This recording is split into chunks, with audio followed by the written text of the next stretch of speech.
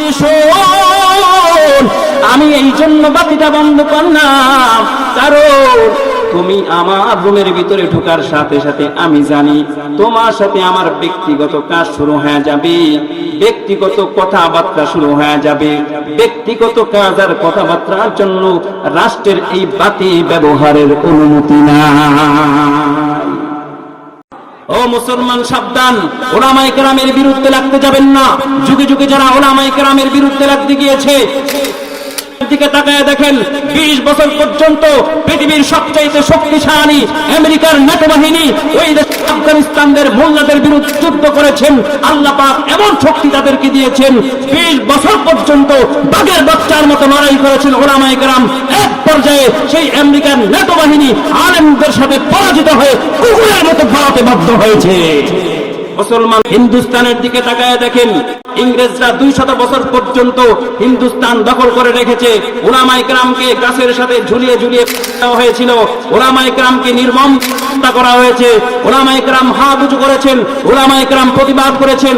আল্লাহ পাক এমন জয় দিয়েছেন, 200 বছর পরে ইংল্যান্ডের সেই খ্রিস্টান বাহিনী ইংরেজরা ওই ভারতবর্ষ থেকে কুকুরের মতো পালাতে বাধ্য হয়েছে। আজকে আপনি আমাদের দেশের দিকে তাকান, 17 বছর পর্যন্ত উলামায়ে কেরামকে আয়নাঘরে বন্দী করে রেখেছে, উলামায়ে কেরামকে জেলখানায় বন্দী করে রাখা হয়েছিল, উলামায়ে কেরামকে কাস্টে ঝুলিয়ে রাখা হয়েছিল। কোরআনের পাখি আল্লামা দেলোয়ার হোসেন সাঈদীকে বিনা অপরাধে শহীদ করে দেওয়া হয়েছে। উলামায়ে কেরামের বিরুদ্ধে যারা করেছেন, বলেন তো দেখি তারা এখন বাংলাদেশে আছে? আমি হলাম সেই ওমর। ও আলী রে, আমার দ্বিতীয় পরিচয় নিয়ে আনি। রাসূল বলেছেন পৃথিবীর মধ্যে 10 জন ব্যক্তি দুনিয়ায় থাকা অবস্থায় জান্নাতের সার্টিফিকেট পেয়েছে। ওই 10 জনের মধ্যে আমি ওমর হইলাম একজন। এই সার্টিফিকেট বড় দামি, এমন কোন কাজ করতে চাই না যেই কাজের কারণে এই সার্টিফিকেট আমাকে হারাইতে হয়। ও আলী রে শোন, আমি এই জন্য বাতিটা বন্ধ করলাম, কারণ তুমি আমার রুমের ভিতরে ঢোকার সাথে সাথে আমি জানি তোমার সাথে আমার ব্যক্তিগত কাজ শুরু হয়ে যাবে, ব্যক্তিগত কথাবার্তা শুরু হয়ে যাবে। ব্যক্তিগত কাজ আর কথাবার্তার জন্য রাষ্ট্রের এই বাতি ব্যবহারের অনুমতি নাই। এমন রাষ্ট্রনায়ক খুঁজে পাওয়া যাবে? কথা কয় না, হারিকেন দিয়ে পাওয়া যাবে? বর্তমানে আফসোসের সাথে বলতে হয়, আমরা উলামায়ে কেরাম সারা জীবন মসজিদের মিম্বারে বসে বসে বয়ান করেছি সুদ খাওয়া যাবে না, ঘুষ খাওয়া যাবে না। বড় আফসোসের সাথে বলতে হয়, যাদেরকে আমরা এই বয়ান করেছি তারাই আমাদের কাছে খুশি। মানুষের বিবেক কোথায় গিয়ে ঠেকেছে চিন্তা করে দেখেন। আসলে এরা যদিও মূলত শিক্ষিত লোক, কিন্তু মূলত এরা হলো শিক্ষিত শয়তান। দুর্নীতি করতে করতে এদের মাথা শেষ হয়ে গেছে। এরা চিন্তা করে না কি আলেম আর কে জানে। দুর্নীতির ওই আখড়ায় বসে জাহির করে জ্ঞান, কলম দিয়ে কামায় টাকা, কলম দিয়ে কামায় টাকা, আবার ধরে সাথে ভান। ওরা শিক্ষিত শয়তান, ওরা শিক্ষিত শয়তান। ওরা হলো দেশের লাগে মহামারীর মতন, পাইলে কলম ঠেকাইয়া চালায় ওরা নির্যাতন। ঠিক কিনা? ওরা হলো দেশের লাগে মহামারীর মতন, পাইলে কলম ঠেকাইয়া চালায় ওরা নির্যাতন। ঘুষের টাকায় ওদের ভুঁড়ি, সুদের টাকায় ওদের ভুঁড়ি, করে যে টান টান। ওরা শিক্ষিত শয়তান, ওরা শিক্ষিত শয়তান, ওরা শিক্ষিত শয়তান, ওরা শিক্ষিত শয়তান। আল্লাহ পাক এই সকল শিক্ষিত শয়তান থেকে গোটা জাতিকে হেফাজত করুন, বলি আমিন। এরা করছেন আপনারা? একজন অপরাধ করলে এটার জন্য সবাইকে অপরাধী বলা যাবে? একজন আলেমের কারণে সবাইকে খারাপ বলা যাবে? ছোট্ট একটা গল্প বলি, ভালো করে শুনেন। এক আল্লাহর বান্দা আল্লাহর কাছে চিঠি লিখছে, আল্লাহ আমি তো অনেক অসহায় মানুষ, গরিব মানুষ, টাকা পয়সা নাই, আপনি আমাকে 1 লক্ষ টাকা দেন। কত টাকা? আল্লাহর কাছে চিঠি লিখছে, কেমনে পাঠাবে? একটা বেলুনের সাথে লাগায়া উড়াইয়া দিছে, আকাশে উঠতেছে, শহরের আকাশে কয়েকদিন পর্যন্ত। শহরের মানুষ পুলিশে খবর দিছে, পুলিশ ভাই জলদি করে আইসা আমাদেরকে বাঁচান, মনে হচ্ছে কোন গোয়েন্দার আমাদেরকে পর্যবেক্ষণ করতেছে।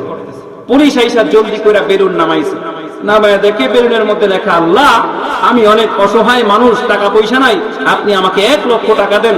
টাকা না থাকার কারণে প্রতিনিয়ত বোরগাইল শুনতে হয়। আসেনি এমন মহিলা? এই কথা কয় না? কিভাবে বুঝাবো মা বোনদেরকে? কোন পুরুষ চায় না তার পরিবারটা খারাপ চলুক। যে চুরি করে জীবনের রিস্ক নিয়ে, সেও তার পরিবারের জন্য চুরি করে। কথা বলেন ঠিক কিনা? সুতরাং কোন পুরুষ চায় না তার সংসারটা খারাপ চলুক। আল্লাহর বান্দা বলে, আল্লাহ আমাকে 1 লক্ষ টাকা দিলে আমি খুশি। পুলিশ এবার দেখে যে 1 লক্ষ টাকার কথা বলছে, 1 লক্ষ টাকা দিয়ে তার সংসার চলবে, বউ চলবে, পুরেন চলবে, সব চলবে। বেচারা আবেগী মানুষ, আবেগী না হইলে কেউ এভাবে আল্লাহর কাছে চিঠি লেখে না। চিন্তা করছে লোকটা যেহেতু অসহায় মানুষ, লোকটারে আমরা সহযোগিতা করাবো। পুলিশ বাহিনী যারা আছে সবাই ডেকে কয়, ভাই লোকটা অসহায় মানুষ, তাকে একটু আমরা সহযোগিতা করা দরকার, সুতরাং এক কাজ করো, তোমরা কিছু টাকা পয়সা দাও। পুলিশ বাহিনী যারা আছেন সবাই মিলে টাকা পয়সা দিয়া প্রায় 50,000 টাকার মতো উঠেছে। কয় টাকা? আরো জোরে কয় না? 50,000 টাকা উঠায়া এবার আল্লাহর বাড়িতে, বান্দার বাড়িতে গিয়া তার হাতে 50,000 টাকার ভান্ডেল ধরাইয়া দিছে। বলেন তো দেখি লোকটা খুশি না বেজার? কিন্তু না, লোকটা খুশি না। এরপরের দিন শহরের আকাশে বেলুন আরো একটা উঠতে আছে। মানুষের মনে সন্দেহ জাগলো, কি রে গতকালকে কি পুলিশ এসে বেলুন ওটা নামায় নাই নাকি? আবার ফোন দিছে আমার, কি বলেন পুলিশ ভাই আপনারা বেলুনটা নামান নাই নাকি? বলে হ্যাঁ নামাইছি তো। তাহলে আবার উঠে কেন? আবার আইসা বেলুনটা নামাইয়া দেখে বেলুনের মধ্যে লেখা, আল্লাহ আপনার কাছে আমি 1 লক্ষ টাকা চেয়েছিলাম, আপনি 1 লক্ষ টাকা দিয়েছেন ভালো কথা, কিন্তু এই পুলিশের হাতে দিলেন কেন? পুলিশের হাতে দেওয়ার কারণে পুলিশ সেখান থেকে 50,000 মাইরা আমারে 50,000 দিছে। চিন্তা করছেন অবস্থা? বেচারা পুলিশ করলো উপকার হয়ে গেছে। ঠিক তেমনি ভাবে ওই ব্যক্তির ধারণা হলো পুলিশরা বুঝি সবাই খারাপ। আসলে কি সব পুলিশ খারাপ? একজন ঘুষখোর হইলে সবাই কি ঘুষখোর? বর্তমান বাংলাদেশ আলহামদুলিল্লাহ শান্তির সাথে বলতে পারি যে বর্তমানের পুলিশ ভাইয়েরা যারা আছেন তারা পরিবর্তন হয়েছে। বলেন না আলহামদুলিল্লাহ। আমরা তাদের কাছে আশা রাখি যে এই পুলিশ জনগণের পুলিশ হবে, এই পুলিশ জনগণের রক্ষক হবে, এই পুলিশ ভক্ষক হবে না, এই পুলিশ মানুষের নিরাপত্তার পুলিশ, এই পুলিশ হবে বাংলাদেশের মানুষের আস্থার স্থলের পুলিশ। চিল্লায় বলেন ঠিক কিনা? ওই ব্যক্তির ধারণা হইল পুলিশ বুঝি সবাই খারাপ। একজন পুলিশের কারণে যেমন সকল পুলিশ অপরাধী হয় না, একজন আলেমের অপরাধের কারণে সকল আলেমকে অপরাধী বলা যায় না। ও মুসলমান সাবধান, উলামায়ে কেরামের বিরুদ্ধে লাগতে যাবেন না। যুগে যুগে যারা উলামায়ে কেরামের বিরুদ্ধে লাগতে গিয়েছে, দিকে তাকায় দেখেন 20 বছর পর্যন্ত পৃথিবীর সবচাইতে শক্তিশালী আমেরিকার ন্যাটো বাহিনী ওই দেশ আফগানিস্তানদের মোল্লাদের বিরুদ্ধে যুদ্ধ করেছেন। আল্লাহ পাক এমন শক্তি তাদেরকে দিয়েছেন, 20 বছর পর্যন্ত বাঘের বাচ্চার মতো লড়াই করেছেন উলামায়ে কেরাম। এক পর্যায়ে সেই আমেরিকার ন্যাটো বাহিনী আলেমদের সাথে পরাজিত হয়ে কুকুরের মতো ভারতে বাধ্য হয়েছে। মুসলমান তাকায় দেখেন, হিন্দুস্তানের দিকে তাকায় দেখেন। হিন্দুস্তানের সেই একটা সময় ইংরেজরা 200 বছর পর্যন্ত হিন্দুস্তান দখল করে রেখেছে। উলামায়ে কেরামকে গাছের সাথে ঝুলিয়ে দেওয়া হয়েছিল, উলামায়ে কেরামকে নির্মম হত্যা করা হয়েছে। উলামায়ে কেরাম হাত উঁচু করেছেন, উলামায়ে কেরাম প্রতিবাদ করেছেন, উলামায়ে কেরামের বিরুদ্ধাচরণ করেছেন। আল্লাহ পাক এমন জয় দিয়েছেন, 200 বছর পরে সেই আমেরিকান কুত্তাগুলো, ইংল্যান্ডের সেই খ্রিস্টান বাহিনী, ইংরেজরা ওই ভারতবর্ষ থেকে কুকুরের মতো পালাতে বাধ্য হয়েছে। আজকে আপনি আমাদের দেশের দিকে তাকান, 17 বছর পর্যন্ত উলামায়ে কেরামকে আয়নাঘরে বন্দী করে রেখেছে, উলামায়ে কেরামকে জেলখানায় বন্দী করে রাখা হয়েছিল, উলামায়ে কেরামকে কাস্টে ঝুলিয়ে রাখা হয়েছিল। কোরআনের পাখি আল্লামা দেলোয়ার হোসেন সাইদিকে বিনা অপরাধে শহীদ করে দেওয়া হয়েছে। যেই কাজগুলো উলামায়ে কেরামের বিরুদ্ধে যারা করেছেন, বলেন তো দেখি তারা এখন বাংলাদেশে আছে? এই জন্য উলামায়ে কেরামের বিরোধিতা করা যাবে না, উলামায়ে কেরামকে ভালোবাসতে হবে।